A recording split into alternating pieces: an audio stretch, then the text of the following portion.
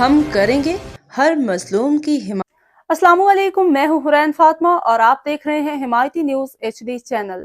نظر ڈالتے ہیں آج کی اہم تھانہ خبروں سکھن پر۔ میں ملک طاہر حسین کی آمد، گٹکا ماوا کے خلاف پہلی کارروائی۔ کراچی رپورٹ حاکم علی دل، روزنامہ حمایتی نیوز۔ تھانہ سکھن میں تعیناتی کے فوراً بعد SIP ملک طاہر حسین نے گٹکا ماوا کے خلاف بہت بڑی کارروائی کرتے ہوئے ملزم کو گرفتار کر لیا۔ پولیس کے مطابق کارروائی قاسم ٹاؤن کے علاقے میں کی گئی، جہاں ملزم سبحان ولد محمد اشرف کو گرفتار کیا گیا۔